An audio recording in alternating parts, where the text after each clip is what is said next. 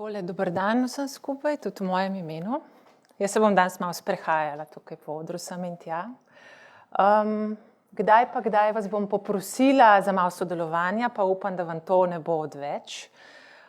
No, za začetek bi mogoče povedala par besed o sebi. Že Nastja me zelo lepo predstavlja. Sem Maja, psihologinja. Ukvarjam se s čuječnostjo že kar nekaj časa, na zelo poglobljen način. Me pa že v bistvu celo moje odraslo življenje zelo zanima duševno zdravje. Predvsem, kako živeti, da se počutimo osmišljeno, da se počutimo prisotno, polno, da občutimo srečo v življenju. Veliko let sem se ukvarjala s tem, kako preprečevati razne duševne težave in motnje. Kar nekaj let sem se ukvarjala tudi s tem, kako izboljševati duševno počutje in v bistvu kako promovirati dobro duševno počutje.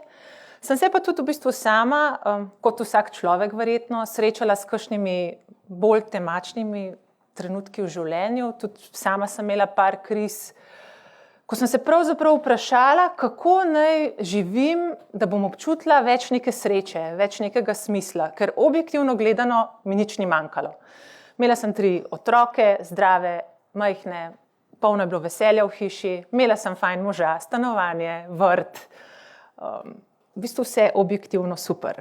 Ampak nisem se pa počutila preveč srečno. Pravzaprav sem se počutila na momente izpraznjeno in tam se je začelo moje iskanje.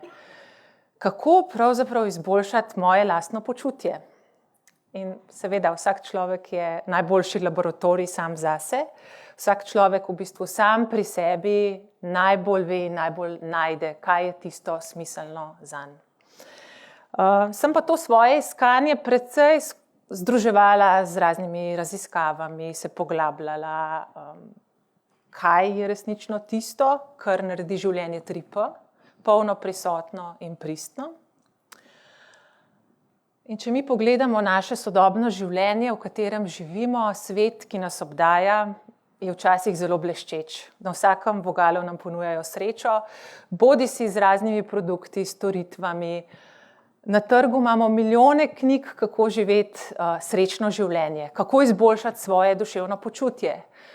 Na trgu imamo milijone produktov, ki znova in znova obljubljajo neke vrste fajn občutke, v bistvu neko veselje in srečo.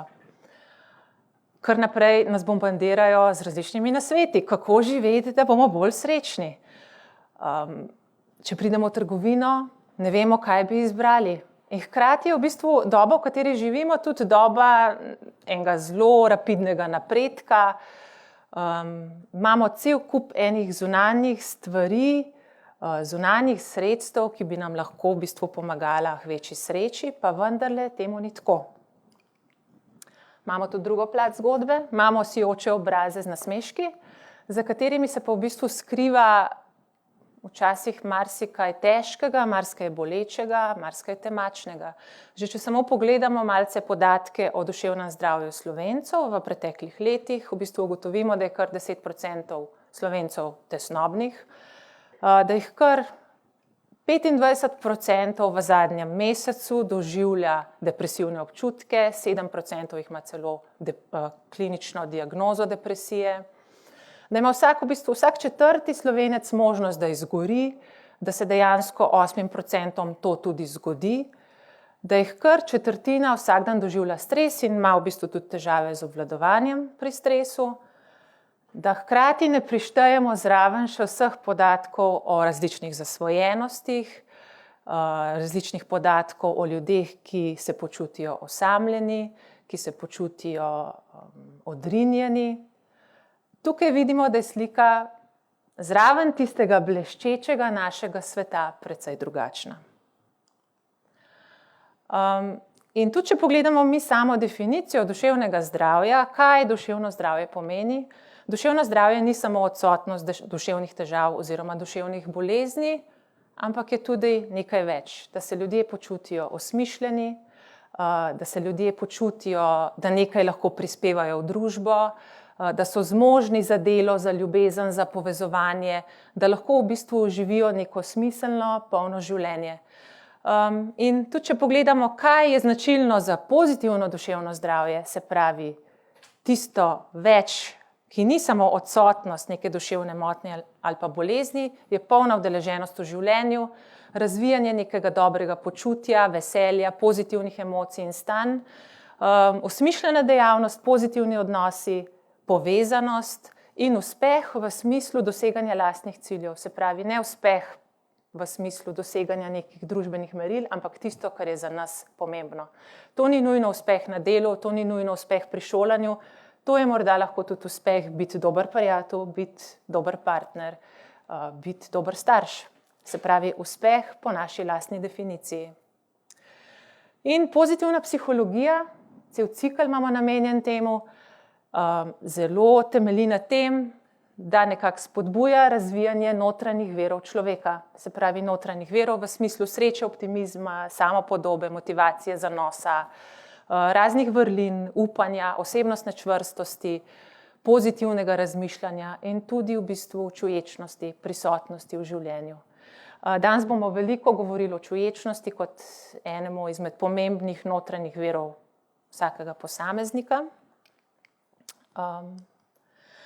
Bi pa se najprej še dotaknila nekih mitov o sreči, ki nam jih prodajajo. Se pravi, poleg teh bleščečih slik, produktov, storitev, ki nam obljubljajo srečo, se lahko vprašamo, kaj pravzaprav sreča sploh je. Zdaj, če pogledamo same definicije sreče, sreča je lahko v bistvu skupek nekih prijetnih, pozitivnih emocij. Jaz pravim roza oblačkov, ki pa zelo hitro minejo. In ljudje smo pravzaprav zelo nagnjeni k temu, da te roza oblačke kar naprej želimo imeti, zelo hlepimo po njih, se jih zelo oklepamo, neradi smo v nekih neprijetnih stanjih. Po drugi strani pa sreča pomeni tudi občutek neke globoke osmišljenosti. Nek občutek, ki je zelo globoko v nas in presega stanje zadovoljstva. Od česa je sreča odvisna? Jaz sem malo pobrskala po raziskavah, obstaja celo raziskava, ki pravi, da ima vsak človek nek temeljni občutek za srečo, tako kot pač na termostatu, neko točko. In da je ta točka odvisna v 50% od dednih faktorjev, v 10% od zunanjih dejavnikov, se pravi vse tisto, kar nas obdaja v zunanjem svetu, in pa kar 40% od naših notranjih virov. Se pravi, kaj mi naredimo s tem, kar nas doleti v življenju. In če se dotaknemo nekaj mitov o sreči, sreča je naravno stanje človeka. Mislite, da je to res? Kot smo videli po podatkih, očitno ne. Sicer, če pogledamo podatke o zadovoljstvu z življenjem, od 0 do 10 so ljudje v povprečju tam okrog 7,5 zadovoljni v življenju. Se pravi, obstaja kar en delež, ki govori v prid temu, da sreča ni naše naravno stanje. Mit 2, da bi bil srečen, se moraš znebiti vseh neprijetnih občutkov, vseh neprijetnih čustev. Tudi to ne drži. V bistvu vse stvari, ob katerih v življenju občutimo globok smisel, pridejo tudi z eno dozo neprijetnih občutkov. Že če pogledamo eno partnersko zvezo, ki je lahko zelo dobra, stabilna in nam nudi veliko enih pozitivnih občutkov, tudi včasih zraven pride jeza, pa razočaranje, pa žalost. Se pravi, življenje je sestavljeno v bistvu iz skupka vseh čustev, tako prijetnih kot neprijetnih. Da bi bil srečen, moraš znati nadzorovati svoje misli in čustva. Kaj pa o tem pravite? Ja? Lahko nadzorujete svoje misli. Lahko za nekaj sekund poskušate ne misliti na roza slona. Kaj pa čustva? Lahko nadzorujete svoje čustva? Ne. Tudi svojih čustev v bistvu ne moramo nadzorovati. Je pa to en mit, ki nam ga prodajajo pogosto različne knjige za samopomoč, knjige, ki govorijo o tem, da moramo ves čas razmišljati pozitivno in bo tudi naše življenje srečno. Se pravi, tudi to je en velik mit. In zdaj, zakaj pravzaprav mi ljudje kljub vsem okoliščinam, kljub vsemu razvoju nismo srečni? En velik razlog poleg kakšnih zunanjih okoliščin, so naši možgani in naš Naši možgani so sicer eno krasno gonilo razvoja in novih dosežkov in novih izumov, vendar evolucijsko gledano so nam pomagali v glavnem preživeti. Se pravi, naši možgani niso bili narejeni za to, da bi bili mi srečni. Mi smo se razvijali v bistvu od prazgodovine, bolj v smislu tega, da smo se izogibali neprijetnim okoliščinam, ki so nas ogrožale, in tako so se tudi razvijali naši možgani, da smo pač bolj pozorni na neprijetne, negativne stvari. Temu rečemo negativna pristranskost, se pravi pozornost na negativno. In tudi, če opažate, se zelo hitro na nas zalepijo kakšne negativne misli, negativna čustva. Zdaj po raziskavah kaže, da imamo ljudje kar 70.000 misli na dan. To je zelo veliko. In da v bistvu se 70 do 80% teh misli vsak dan ponovi. Se pravi, znova in znova razmišljamo o podobnih oziroma istih stvareh. In še to, da je večina naših misli negativnih, da se pravzaprav mi v mislih zelo pritožujemo. Zebe me, lačen sem, to mi ne paše, tretje mi ne paše, se pravi, veliko je enega pritoževanja. Večina naših misli je tudi osredotočena na jaz, se pravi jaz. Zelo malo smo mi pozorni na druge. Pozorni smo toliko, kolikor nam v bistvu dobro ali pa slabo želijo drugi. Kot smo že rekli, mi nadzora nad našimi mislimi nimamo. Angleži imajo dober izraz, da so naše misli oziroma da je naš kot velcro, to so tisti ježki pri čevljih za negativno in teflon za pozitivno.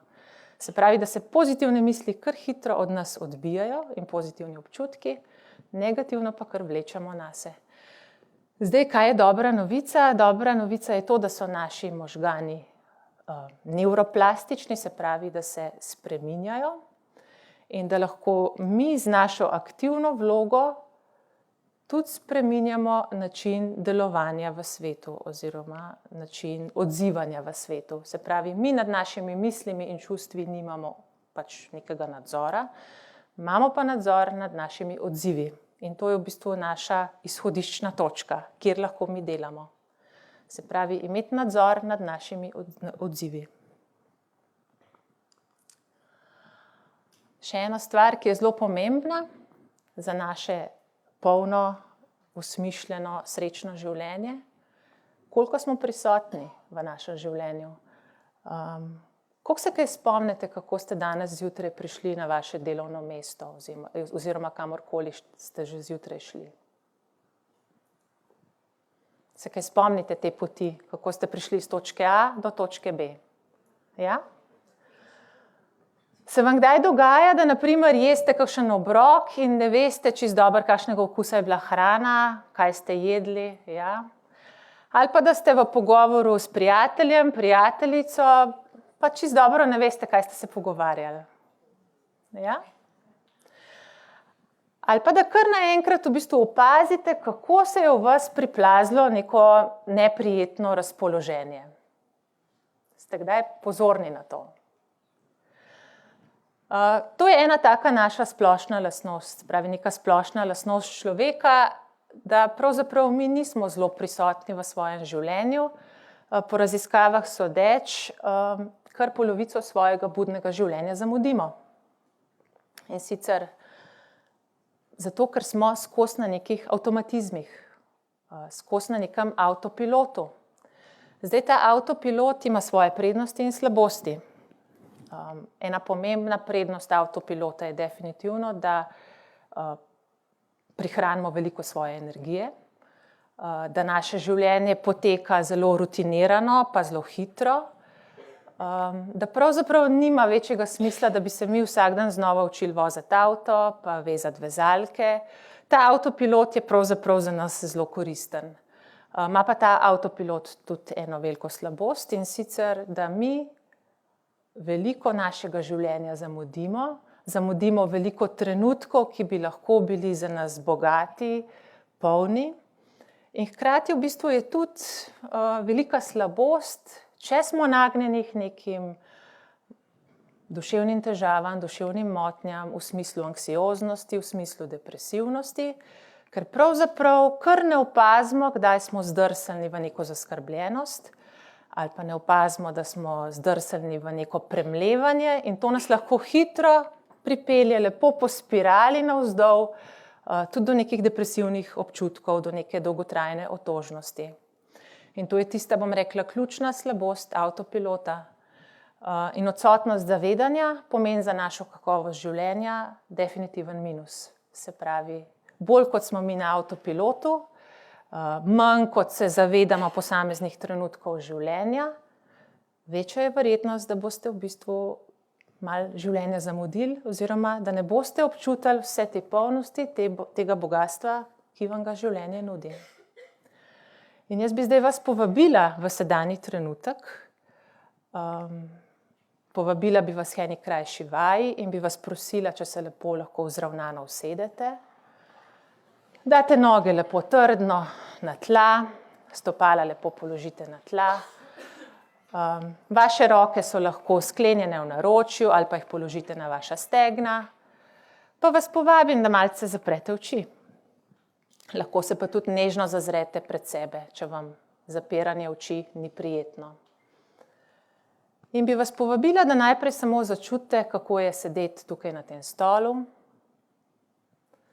Da začutite stik vaših stopal s podlago.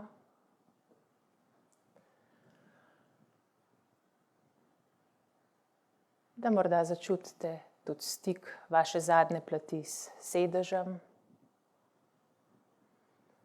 pa stik vašega hrbta z naslanjačem. Za nekaj trenutkov poskusite začutiti občutek v vaših ramenih, občutek v vašem vratu. In samo opazujte te občutke. Ne, da bi jih kakorkoli analizirali, presojali. Samo opazujte, kaj je prisotno v polju vašega zavedanja glede občutkov v vašem telesu.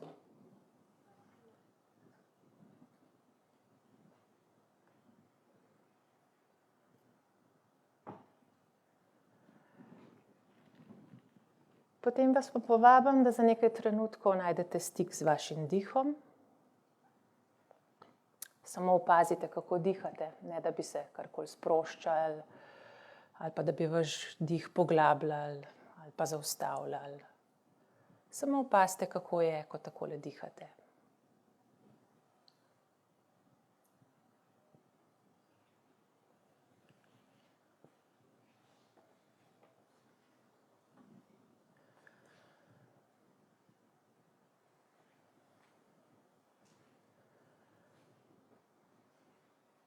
Potem vas od zavedanja vašega diha povabim, da malo preusmerite vašo pozornost na zvoke, ki vas obdajajo. Malo skušate samo zaznati, kakšni zvoki so prisotni okrog vas. In jih spet samo opazite, ne da bi ugotavljali, od kod prihajajo, kakšni so.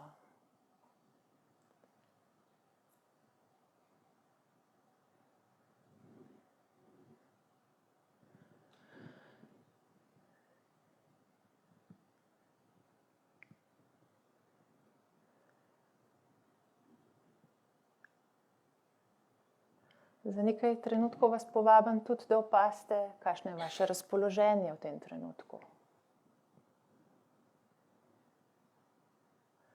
Morda lahko zaznate kakšen kanček veselja ali pa kakšen kanček žalosti. Morda pa ne opazite nič posebenega, pa je tudi to čisto v redu.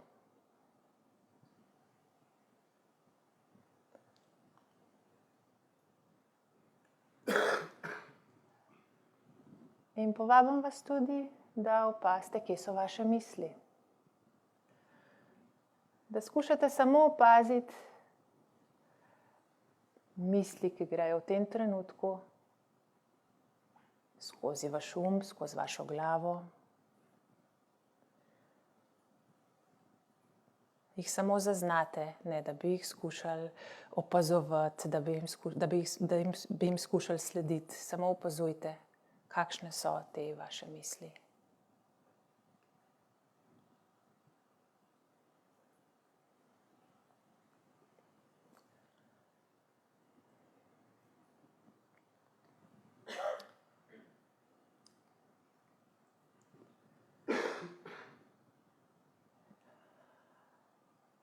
In sedaj vas povabim spet, da najdete stik nazaj z vašim dihanjem.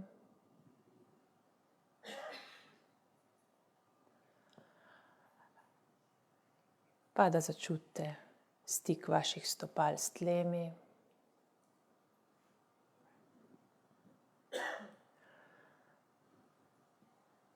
In ko ste pripravljeni, vas počasi povabim, da zopet odprete oči, pa se vrnete nazaj v tole naše dogajanje.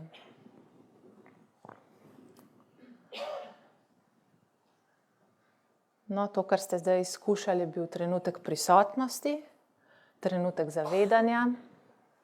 In prisotnost v trenutku je zelo pomemben napovedovalec naše sreče.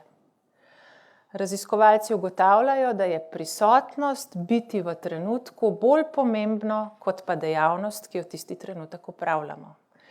Tako da to je eno tako pomembno izhodišče, zakaj je morda vredno razvijati naše zavedanje, razvijati našo prisotnost. To, kar smo sedaj počeli, je bila ena vaja čuječnosti. Zdaj o čuječnosti v zadnjih letih zelo veliko slišimo, zelo veliko beremo. Na voljo je kar nekaj knjig tudi v slovenščini o čuječnosti. Še vedno pa vsake toliko, ko se pogovarjam z ljudmi, dobim vprašanje, pa kaj je pravzaprav ta čuječnost? Daj mi razloži, kaj je to čuječnost. Ja, čuječnost je prisotnost, je pozornost na naše zavedanje, usmerjena pozornost na naše doživljanje tukaj in zdaj. In sicer zavedamo se naših čustev, misli, naših telesnih zaznav, našega vedenja, naših zaznav iz okolice, se pravi vse v trenutku tukaj in zdaj in s posebnim odnosom. Tudi verjetno vi ste tekom te vaje opazovali z nekim drugim odnosom vaše telesne občutke, pa vaše misli, pa zunanje zaznave, kot ste običajno navajeni.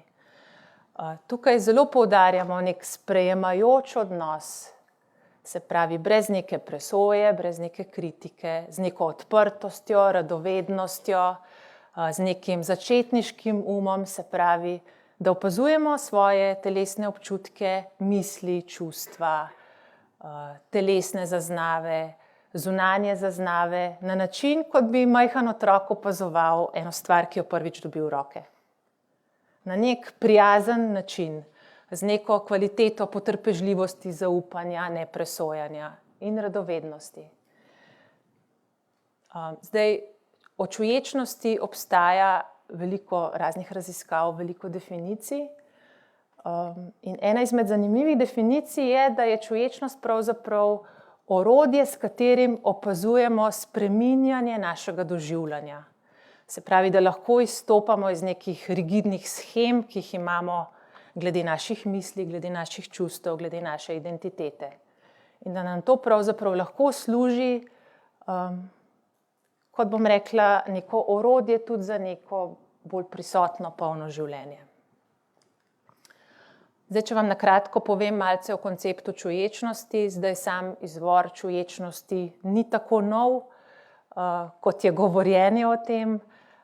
O sami čuječnosti so pravzaprav veliko govorili in pisali že budisti 2500 let nazaj.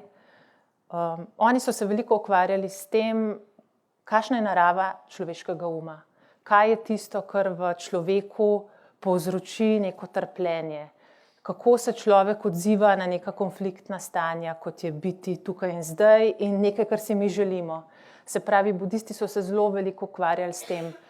Pa tudi v drugih religijah pa filozofijah najdemo koncepte čuječnosti. Tudi stari Grki pišejo o tem, da je sedanji trenutek, da je sedanji trenutek obvladljiv. Zdaj, koncept čuječnosti v zahodnem svetu. V zahodnem svetu se je čuječnost zelo pospešeno začela razvijati v 70. letih, ko je gospod Jon Kabat-Zinn, on je molekularni biolog, naredil en program čuječnosti za ljudi, ki so imeli kronične bolečine, kronične bolezni in ki so pravzaprav zaradi svojih stanj zelo trpeli v življenju. On je naredil nek program, kjer je ljudem predstavil temeljne vaje čuječnosti in po 8 tednih tega programa je ugotovil, da te ljudje živijo dosti bolj prisotno, dosti bolj polno, da so precej manj obremenjeni s tem umskim ukvarjanjem s svojo bolečino, s svojim trpljenjem.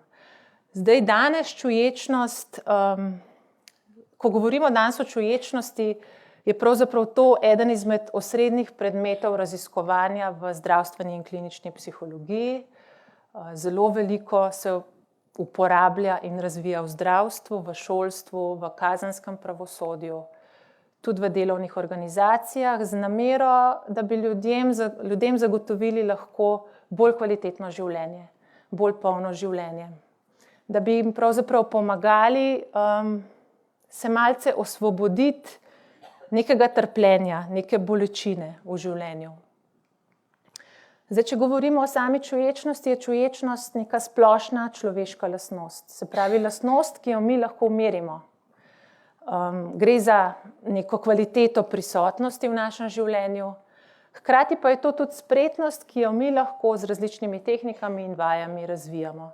To, kar smo mi počeli, je bila ena izmed vaj čuječnosti. Zdaj, ko govorimo o razvijanju čuječnosti, govorimo o različnih načinih razvijanja, se pravi o nekih formalnih vajah in nekih neformalnih vajah čuječnosti. To, kar smo mi počeli, je bil primerek formalne vaje čuječnosti, v bistvu neke vrste meditacije, kjer ste vi spremljali, kaj se dogaja v polju vašega zavedanja. Ni pa to edina vrsta meditacije, seveda, ki jo poznamo. Kar se tiče neformalnih vaj čuječnosti, gre za razvijanje našega nepresojujočega zavedanja, naše prisotnosti v našem vsakdanjem življenju. Se pravi, kako je pristopiti k temu, da zjutraj spijem kavo, da sem pozoren na to, kako si jo pripravim, da jo povoham, da jo zares okusim, da sem prisoten s tem, ko to mojo kavo pogoltnem. A sem res tukaj in zdaj, ko mojo kavo pijem, a sem že na sestanku čez 2 uri. Se pravi, biti pozoren na takšne stvari. In čuječnost je seveda tudi način življenja. Se pravi, kako vnašati kvaliteto prisotnosti, kvaliteto zavedanja, ne samo v naše vsakodnevna opravila, ampak tudi v to, kako se odločamo, kako bomo živeli naše življenje. Kakšna je naša namera za življenje. Se pravi, gre za neko, bom rekla, širšo namero, ne samo zato, da smo res prisotni iz trenutka v trenutek. In zdaj, kako nam čuječnost lahko pomaga? Že pri sami vaji oziroma že v sami definiciji sem povedala, da nas čuječnost vrača v stik z različnimi aspekti našega doživljanja. Se pravi, na naši telesni ravni, na ravni naših misli, čustev, našega vedenja, zaznav, ki prihajajo do nas iz zunanje okolice. Hkrati pa tudi se učimo vzpostavljati drugačen odnos do našega doživljanja na vseh teh ravneh. Jaz bom malce povedala za vsako raven posebej, kaj to pomeni. Če gremo čisto na raven telesa. Kar bi jaz lahko rekla iz svoje lastne izkušnje je, da nas čuječnost vrača nazaj v telo. Se pravi, da nas vrača čisto nazaj v tisto našo primarno izkušanje življenja. Če bi mi opazovali malo svoje življenje, veliko imamo te, jaz pravim, miselne navlake. Veliko se dogaja v našem umu, veliko razmišljamo. In naše telo je pravzaprav tako malo pozabljeno. Veliko se ukvarjamo s telesom, seveda, na zunanji ravni, da smo lepi, fit, tudi da smo zdravi, ampak zelo malo se pa v vsakodnevnem življenju ukvarjamo z nekimi občutki v telesu. Da bi se pravzaprav mi znali spoprijateljiti s svojimi občutki, da bi si jih dovolili spoznati, da bi si dovolili začutiti svoje življenje tudi skozi telo. In kaj čuječnost pomeni na ravni telesa, pomeni ravno to. Opazovati, kaj se dogaja v mojih telesnih občutkih. V tisti vaji, ki smo jo skupaj delali, smo res zelo na hitro začutili naše telo. Morda ste lahko začutili stik vašega telesa s podlago, pa stik z vašim dihanjem, vendar tudi to v vsakodnevnem življenju zelo redko počnemo. Hkrati je pa naše telo vedno tukaj in sedaj, tudi kadar naš ni. Naš je pogosto ali daleč v preteklosti, ali pa blazno naprej v prihodnosti, ampak zelo, zelo, zelo redko tukaj in sedaj. Medtem ko naše telo je vedno tukaj in sedaj. In v bistvu vzpostavljanje stika z našim telesom pomeni tudi en fokus, kjer se mi lahko učimo nekega zavedanja, kako je biti v trenutku. Se pravi, da preprosto opazimo, kako je zdaj meni v mojem telesu. Naše telo je tudi pomembna podlaga za to, da začutimo naša čustva. In ljudje, ki so odrezani od svojih čustev, včasih pojma nimajo, kako se počutijo v telesu. Zato je to ena taka pomembna zadeva. Hkrati nas stik z našim telesom, z našim dihanjem, tudi precej vrača v naš parasimpatikus, se pravi v naš sprostitveni odziv. Ko smo mi pozorni na eno kvaliteto, ki jo opazujemo, bodisi naš dih, bodisi naš telesni občutek, lahko hitro opazimo ta naš sprostitveni odziv telesa. No, od telesa gremo pa bolj na spolzke terene, se pravi na teren naših misli. Spet bi vas povabila k eni kratki vaji in bi vas prosila, če malo zaprete oči. Zaprete oči. Predstavljate si, da greste po ulici, tam, kjer živite. Je en tak lep pomladanski dan, morda tak dan kot danes. Vi se sprehajate in na drugi strani ceste zagledate enega vašega znanca ali pa znanko. Pomahate ji oziroma pomahate mu, vendar vas on niti ne opazi in gre naprej. Skušajte opaziti, kaj se v tem trenutku pojavi v vaših mislih, če ste v taki situaciji. In kaj se pojavi na ravni vaših občutkov.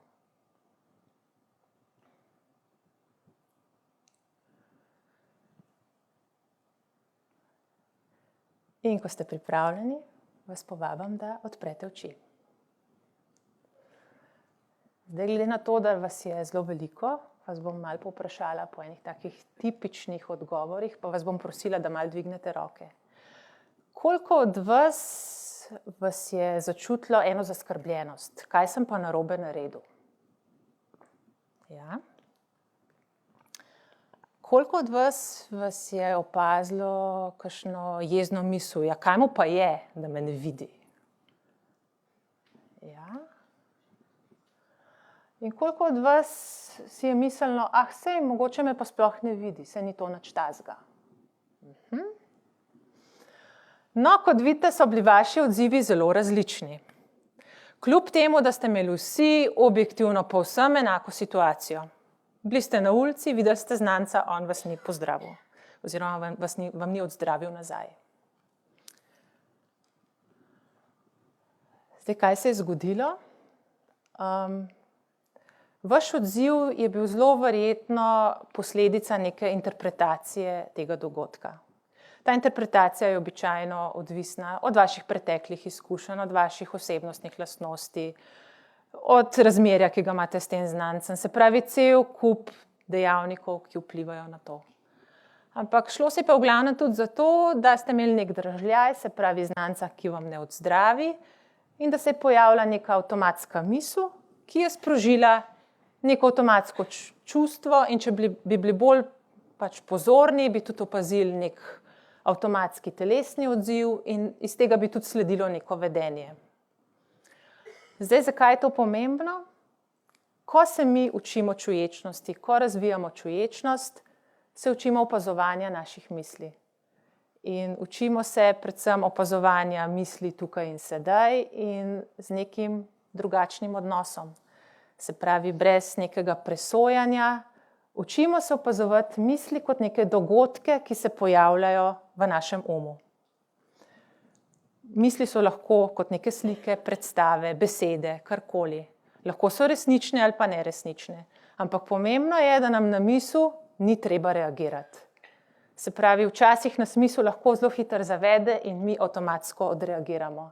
Ampak misel je pravzaprav samo nekaj, kar se pojavi. In tako kot se pojavi in jo mi lahko opazimo, jo lahko tudi spustimo. In mi se učimo opazovanja misli, se pravi nekega drugačnega odnosa do naših misli, metakognicije oziroma kognitivne defuzije se temu reče. Se pravi, da se mi ne stopimo, ne zlijemo s temi mislimi.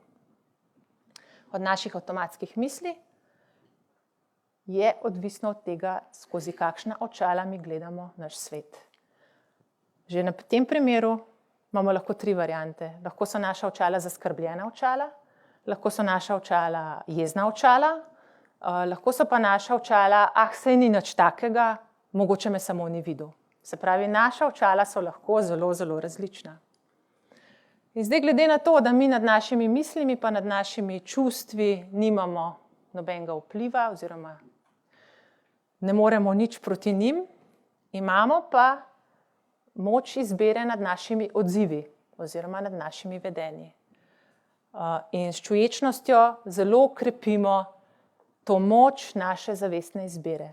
Zdaj, če vam dam ta isti primer znanca na drugi strani ceste, lahko mi avtomatsko odreagiramo z neko zaskrbljenostjo, pojavljajo se misli, kaj sem pa spet narobe naredil, zagotovo je jezen name, vedno se mi to dogaja, ljudje me vedno spregledajo, vedno sem odrinjen, bla, bla, bla v našem umu.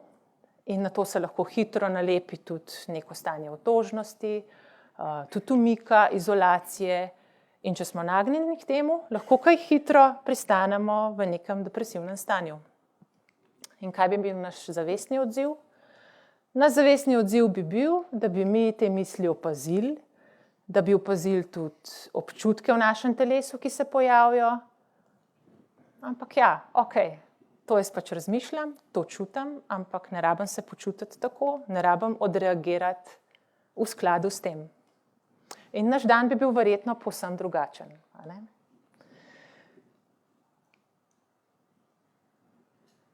Kaj pa s težkimi, neprijetnimi čustvi? To je tudi eno tako fajn področje. In najboljši nasvet, ki sem ga jaz dobila pred tem predavanjem, je bil, odmisel, da te je strah. To je bil en tak super nasvet, sem rekla, to bi pa jaz rada znala. Kako je pa odmisliti težka čustva oziroma neprijetna čustva? Zdaj, ljudje smo nagnjeni k temu, da zelo radi odrinemo neprijetne zadeve. Ker nam seveda ni fajn s tem. In podobno je tudi z neprijetnimi čustvi. Zdaj, običajen odziv, ne vem, če tale pointer dela, je, da ko nekaj neprijetnega čutimo, naredimo tole potko. Se pravi, se temu čustvu radi izognemo, ali ga utopimo, ali ga blokiramo, ali pa nas preplavi, pa je tega totalno preveč in se ne znajdemo v tem. Zdaj, pri čuječnosti se spet učimo, poleg tega, da se učimo opazovati naša čustva na nek nepresojajoč način, se učimo tudi drugačnega odnosa do tega.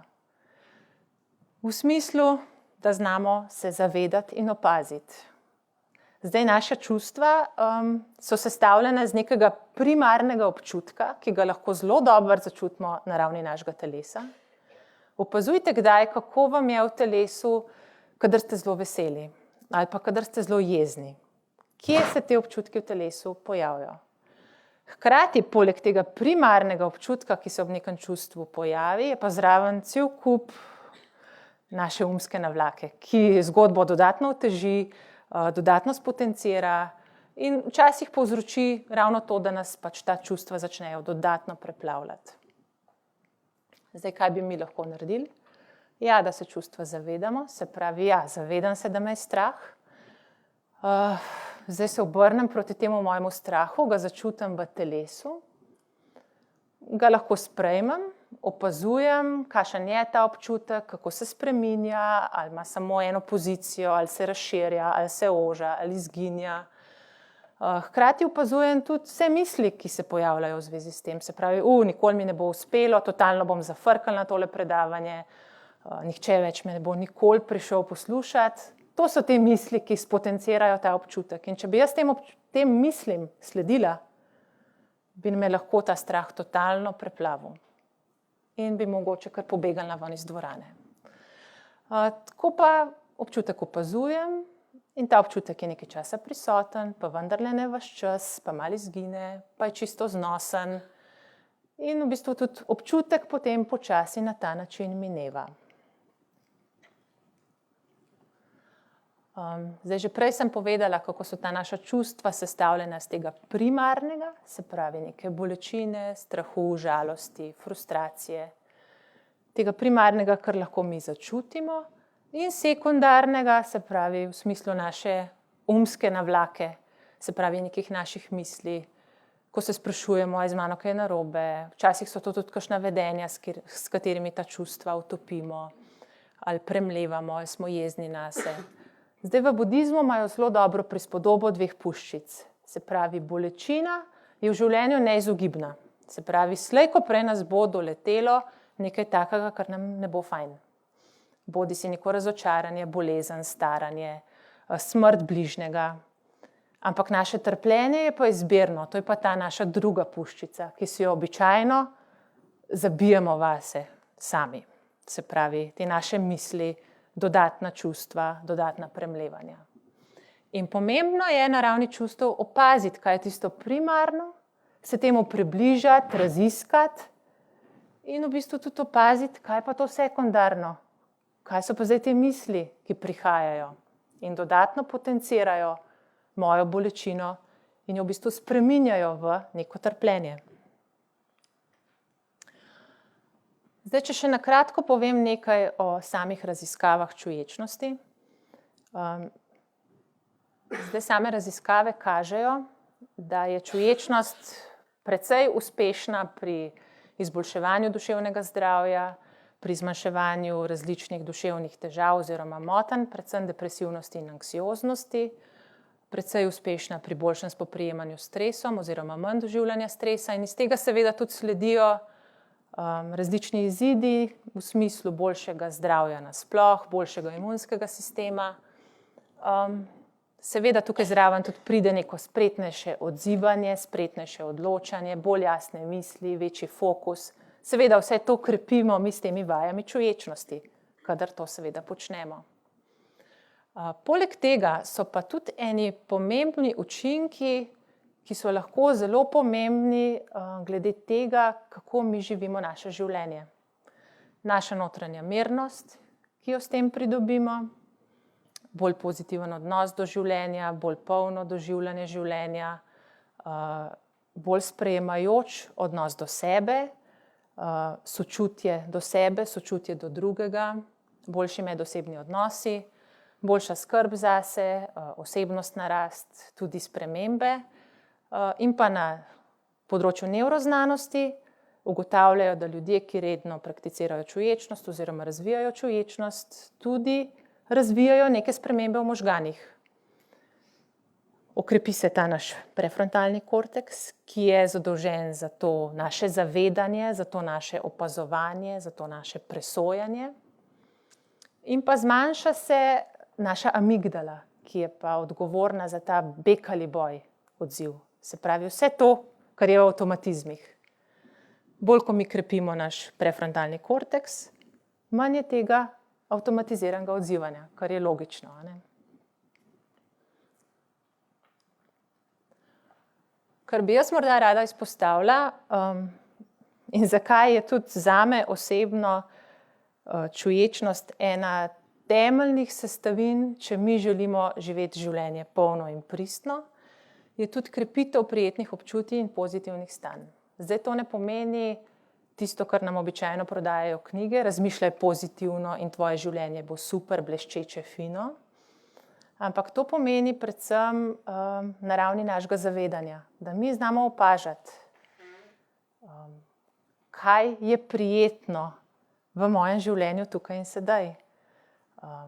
In da znamo ta stanja narediti tudi malce bolj dolgotrajna. Kako to naredimo? Ne samo, da opazimo, ampak da znamo biti polno z njimi. Zakaj ljudje hlepimo non-stop po novih in novih zadevah, ki bi nas osrečile? Največ zaradi tega, ker sicer mi te stvari dobimo, ampak grejo zelo hitro mimo. Se pravi, ena stvar, druga stvar, tretja stvar. Ampak nikoli si ne dovolimo polno začutiti, kako je biti z nekim prijetnim občutkom. Kadar mi krepimo to zavedanje in ostajanje z izkušnjo, nastajajo tudi neke nove poti v naših možganih. In večkrat, ko se te potke zapišejo, bolj postane neko prijetno, pozitivno stanje tudi prevladujoče v našem življenju. Tudi če bi vas v tem trenutku prosila, da skušate na primer samo skleniti vaše roke takole, eno z drugo, in se za nekaj trenutkov skušate osredotočiti na ta občutek. Kakšen je? Lahko tudi malo zaprete oči, če vam je lažje biti pozorni samo na ta občutek. In samo skušajte čisto na ravni vašega telesa začutiti, kako je biti z vašimi sklenjenimi rokami. Kakšen je ta občutek? Kaj v vas povzroči? Samo za nekaj trenutkov skušajte opaziti.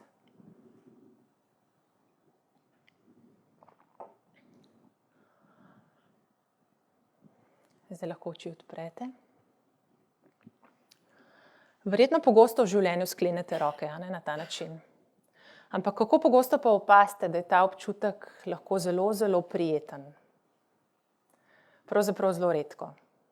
Se pravi, neke stvari, ki so prisotne v našem vsakodnevnem življenju, nešteto jih je, zaradi katerih bi se mi lahko počutili zelo prijetno, pa zelo napolnjeno, ampak jih v tem tempu vsakodnevnega življenja spregledamo. In pomembno je, da smo pozorni na take trenutke. Se pravi, kako najti v tukaj in sedaj nekaj, kar je prijetno za mene, nekaj, kar me pocrklja od znotraj. Lahko so to samo sklenjene roke. Sprejemajoč odnos do sebe, tudi ena izmed takih pomembnih stvari, ki jih krepimo s čuječnostjo. Seveda, ker je to v osnovi same definicije čuječnosti, se pravi, imeti do svojih telesnih občutkov, do svojih misli, čustev, do zunanjih zaznav, nek sprejemajoč odnos, opazovati stvari z neko odprtostjo, prijaznostjo, brez obsojanja. In na ta način spoznavamo pravzaprav tudi sebe. Spoznavamo sebe na sprejemajoč način, svoje telesne občutke, svoje misli, svoja čustva. Povsem drugače je, če do sebe pristopamo z nekim sprejemanjem, z neko toplino, z nekim prijaznim odnosom, kot pa če gremo proti sebi z nekim perfekcionizmom, kritiko, preganjanjem, priganjanjem, se pravi z nekim povsem drugačnim odnosom. Morda je pomembno za razmislek, kako bi vam bilo, če bi vas vaš najboljši prijatelj skozi preganjal pa kritiziral. Verjetno ne prav dobro, ne? Ampak to največkrat počnemo sami s sabo. Se kritiziramo, še to bi bilo lahko boljše, še tisto bi bilo lahko boljše.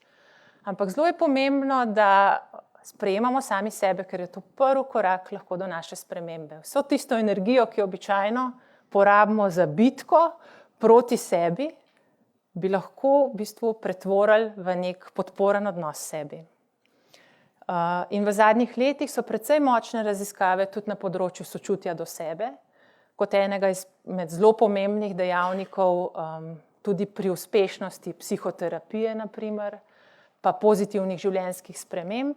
Se pravi, biti sočuten do sebe. In sočutje do sebe je sestavljeno iz 3 sestavin. Iz čuječnosti, se pravi nepresojajočega zavedanja, kaj občutim, kako sem v trenutku tukaj in sedaj, iz prijaznega odnosa do sebe, ki je povsem nasproten kritikam, obsojanju, perfekcionizmu in pa skupne človeškosti. Se pravi, da vsi ljudje v življenju imamo tako dobre in slabe lastnosti, da vsi ljudje trpimo na nek način in to je lahko tako pomembno izhodišče tudi za razvijanje sočutja do sebe.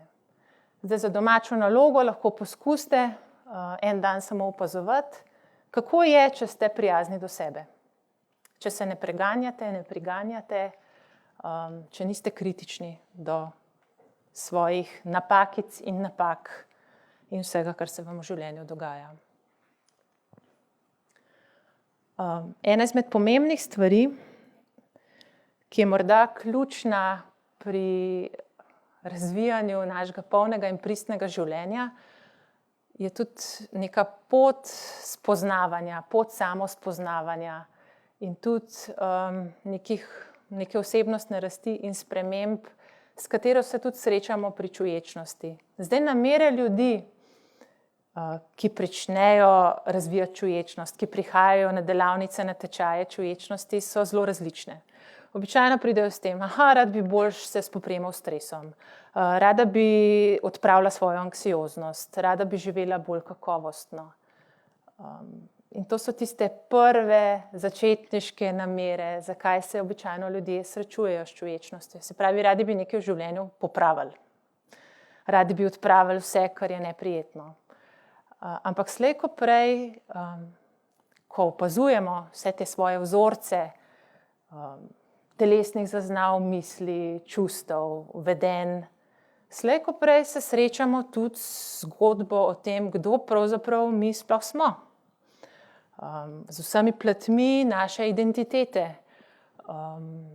Kdo jaz sem, kdo bi mogel biti, kaj drugi pričakujejo, da bi jaz mogel biti. In kaj si jaz želim pravzaprav od sebe, kdo bi jaz mogel biti. Se pravi, srečanja s takimi temeljnimi vprašanji. S čuječnostjo se pravzaprav učimo biti poznavalci svojega lastnega življenja. Se usedemo v laboratorij, ki se mu reče moje lastno življenje, in preučujemo načine, kako razmišljamo, kako se odzivamo, kako čustvujemo. In morda na tej poti tudi ugotovimo, da bi lahko naredili kako drugače. Spremenili naše odzive, spremenili načine našega življenja. Ugotovili, kaj je za nas zares pomembno, kdo pravzaprav mi sploh smo, kakšne so naše meje, kakšen je moj ritem v življenju. A je tisti ritem, ki ga imam vsiljen od zunaj, res tisti pravi, s katerim moram biti, ali lahko naredim v življenju kako drugače. In kar ugotovimo, je to, da naš jaz ni neka fiksna zadeva, ampak da se spreminja iz trenutka v trenutek. Mi smo pa zelo pogosto ujeti v te neke sheme, neke predstave o tem, kdo mi smo. Hkrati pa, če opazujemo, se stvari spreminjajo, naša čustva minevajo, misli pridejo, grejo, telesni občutki se spreminjajo. Se pravi, vse se ves čas spreminja. Kam želim iti? Tudi eno tako pomembno vprašanje. In mogoče bi vas povabila spet k eni mini vaji in bi vas povabila, da malo zaprete oči. In si skušajte predstavljati, da ste zelo, zelo stari. Da ste prav na koncu vašega življenja. Sedite morda na pragu vaše hiše ali pa v vaši dnevni sobi, v vašem najljubšem naslanjaču. Morda pijete čaj, pijete kavo. Pred vami je morda samo še nekaj mesecev življenja. In skušajte se postaviti v vlogo vas kot starčka, vas kot starke. Iti skozi vaše življenje. In skušajte opaziti, kaj je bilo tisto, kar vam je v življenju največ pomenilo. Kaj je vaše življenje naredilo bogato? Kaj je vaše življenje naredilo polno? Kaj so bili morda tisti trenutki, za katere bi šli še enkrat skozi to svoje življenje?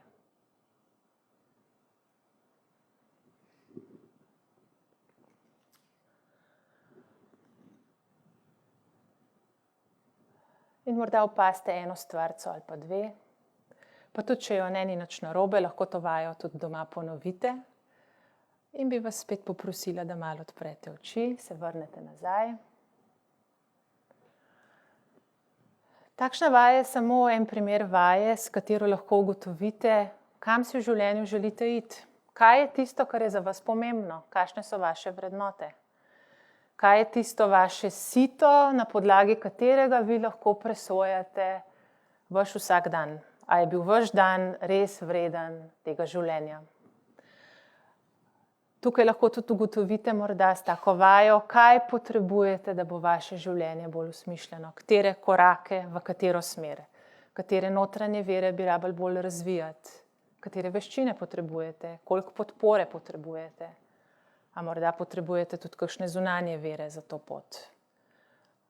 In kar je pomembno je, da ne ostajate samo na ravni razmišljanja, pa na ravni fantaziranja, pa tuhtanja o tem, kaj bi bilo, če bi bilo, pa kako bi lahko življenje živel drugače, ampak da tudi kaj v zvezi s tem naredite. Se pravi, mali koraki. Zelo zanimiv citat sem našla v zvezi s tem, da samo koraki proti severu nas vodijo na sever. In da imamo to v glavi. Se pravi, kam jaz želim v življenju priti, pa se ne gre samo za uspehe na vašem delovnem področju, ampak morda tudi za namero biti polno prisoten starš, biti dober prijatelj, dobra prijateljica, biti podporen partner, delati dobro za druge ljudi. Se pravi, vse to so lahko naše različne vrednote, na podlagi katerih mi oblikujemo naše življenje. Se pravi, imeti neko namero in imeti seveda tudi v mislih neko akcijo, neka dejanja. Zavestno ustvarjati vašo prihodnost na podlagi tudi vaše sedanjosti, se pravi, vašega zavedanja. In zdaj pridemo počasi tudi do pristnega in polnega življenja. V zadnjih letih sem zelo veliko brala o tem, kaj je pristno življenje. In veliko sem prebrala v knjigah od ameriške raziskovalke Brené Brown, morda ste zanjo že slišali. Ona je raziskovalka, ki preučuje različne ravni človekovega življenja, različne ravni človekovega doživljanja, predvsem preko kvalitativnih raziskav. Se pravi, z ljudmi se veliko pogovarja, v smislu intervjujev, fokusnih skupin in loteva se tudi tem, kaj je polno življenje, kaj je pristno življenje. In kar je temelj, kar ona ugotavlja v vseh svojih raziskavah, je to, da moraš spoznati sebe. Se pravi, da moraš biti dobro seznanjen s tem, kdo jaz sem, kaj v življenju želim in da se pravzaprav zavestno odločaš vsak dan znova, kako želiš živeti svoje življenje. Zdaj na poti do tega našega pristnega, polnega življenja je potrebno več stvari. Potrebno je imeti pogum v smislu, da si upaš biti resničen, nepopoln, da si upaš biti ti. In Brené Brown pravi, da se poguma naučimo s pogumnimi dejanji. Se pravi, to ni nekaj, kar imamo ali pa nimamo, ampak so to zavestni koraki, da nekaj naredimo kljub temu, da nas je strah. Ker strah nas v vsakem primeru bo, ne? Ampak tista naša namera, da bomo nekaj storili, tudi če nas je strah. Zelo pomembno je sočutje, prav ta skupna človeškost, zavedanje, da imamo vsi svoje šibke in močne točke in da tudi, če nam v življenju kaj spodleti, nismo nič drugačni od drugih. In pa zelo pomembna je ta povezanost pa občutek pripadnosti, ki pa se zgodita samo, če mi verjamemo, da smo dovolj dobri kot ljudje. Se pravi, da ne zaznavamo drugih ljudi kot tekmecev, kot nekih nasprotnikov, kot kritikov, ampak da si izberemo svojo skupinico ljudi, ki jih čutimo kot pripadne, kot povezane z nami. Ona zelo zagovarja tudi to, da si za podporo izberi tiste, ki so s tabo v areni. Se pravi, tisti, ki živijo podobno kot ti. Ne tisti, ki so zunaj, pa te ocenjujejo, pa kritizirajo. Se pravi, da imaš svoj listek podpornih oseb, ki ti pomagajo živeti eno tako pristno, polno življenje. Veliko govori tudi o tem, kako pot ni nujno udobna in gladka. In tukaj jaz mislim, da je tudi ena velika vloga čuječnosti, da se mi zavedamo, ko se srečamo z neprijetnimi občutki, da so to samo občutki.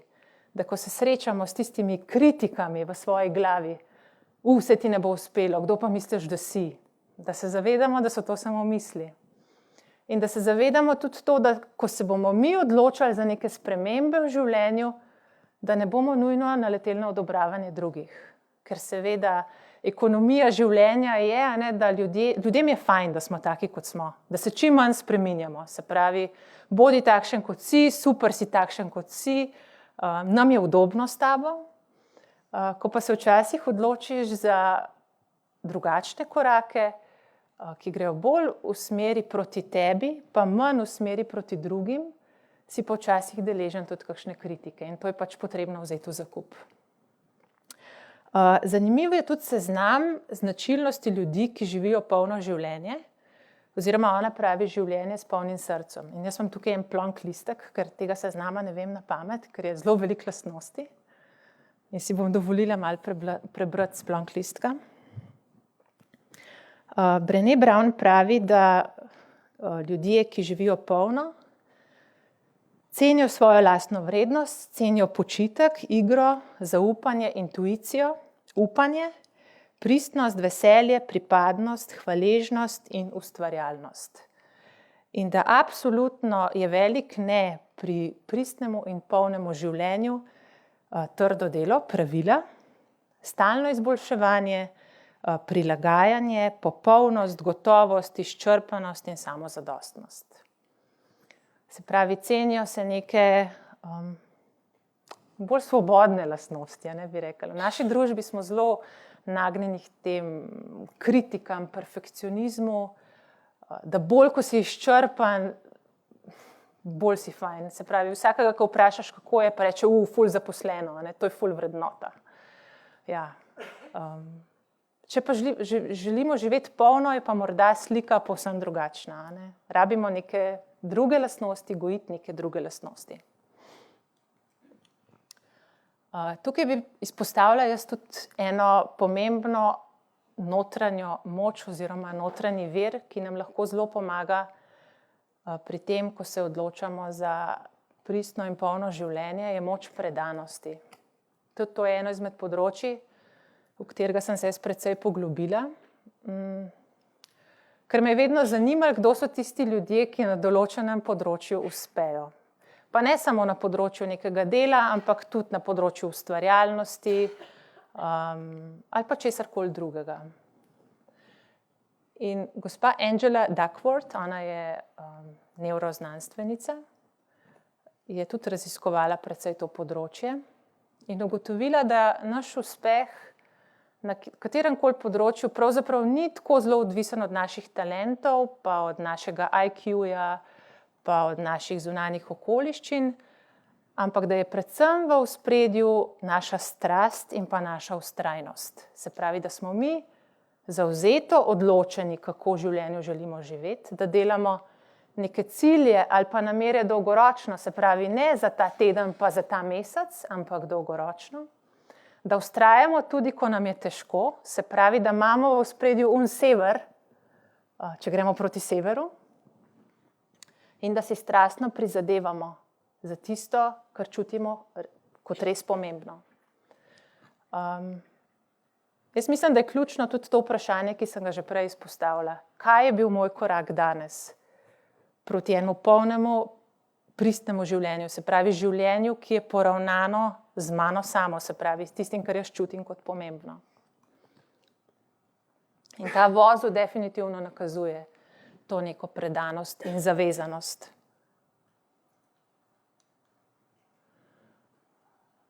Kar bi pa jaz še morda tudi izpostavila, glede na to, da sem se dolga leta ukvarjala s tem, kako preprečevati duševne težave, duševne motnje,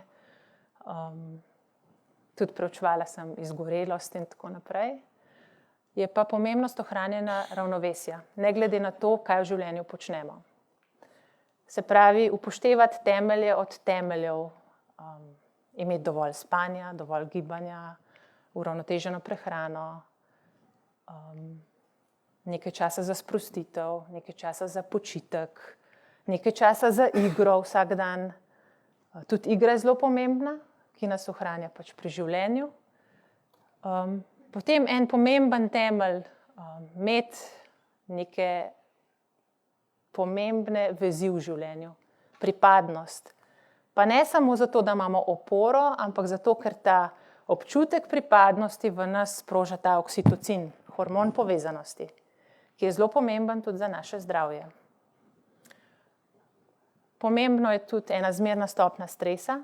Brez stresa v življenju tudi mi ne bi preživeli in se ne bi razvijali. Za naše delovanje je optimalno tole sredinsko, se pravi imeti eno zmerno stopnjo stresa v življenju. Kar se pa meni zdi zelo pomembno, je pa tale zadeva, ki se ji reče spirala izčrpavanja. Kaj mi ljudje običajno počnemo, kadar se znajdemo v stresu ali pa smo preobremenjeni? Od vseh teh dejavnosti, ki jih imamo v življenju, začnemo najprej črtati tisto, kar nas napolnjuje. Se pravi, začnemo črtati čas za zabavo, začnemo črtati čas za sprostitev. In ko ratajo razmere še bolj napete, samo črtamo in na koncu nam ostane samo še delo in na koncu nam ostane samo še kolaps. Se pravi, potrebno je tudi razmisliti o tem, kaj je tisto, kar nas v življenju napolnjuje. Za domačo nalogo vam lahko dam, da razmislite o tem, kaj so tiste 3 top stvari, 3 top dejavnosti, ki vas ohranjajo napolnjene, polne, ki vam dajo energijo. In da te 3 dejavnosti absolutno nikoli ne spustite iz vašega dnevnega ali pa tedenskega urnika. Kajti te stvari, ki nam dajo energijo, ki nas napolnjujejo, nam bojo tudi v stresnih okoliščinah, katerega slej ko prej vsakega doletijo, nam bojo pomagale v bistvu živeti eno tako polno življenje. Bomo imeli občutek polnosti, sploh če bomo zraven zelo prisotni, zelo z našim zavedanjem. In ko se bližamo koncu, zelo pomemben je tale stop. To je ena zelo taka kratka vaja, ki jo lahko naredite kadarkoli tekom vašega dneva, ko se znajdete v prijetnih ali pa neprijetnih okoliščinah. Se pravi, da se ustavite, si vzamete trenutek za dih, se pravi, opazite vaš dih, se vrnete tukaj in zdaj. Opazite, kje so vaše misli, čustva, kje so vaši telesni občutki in greste z enim zavedanjem naprej v vaš dan. S tem bi jaz tudi počasi zaključila, z eno mislijo. Zdi se mi predvsem pomembno zavedanje, da je samo sedanjost tista, v kateri vi lahko živite, delate, ustvarjate. Da nič od tega ne moramo početi v preteklosti, niti v prihodnosti. In da so zelo pomembni tisti drobni trenutki v dnevu. Morda tisti drobni trenutki, kjer občutimo radost, ki pa jo pogosto zamudimo, medtem ko čakamo na velike, izjemne stvari, ki jih bomo dosegli nekoč v prihodnosti. In to je moja zaključna misel za danes, da lahko živimo na 2 načina. Lahko živimo, kot da je vse čudež, ali pa kot da ni nič čudež. Tako da hvala lepa vam za vaše poslušanje in sodelovanje.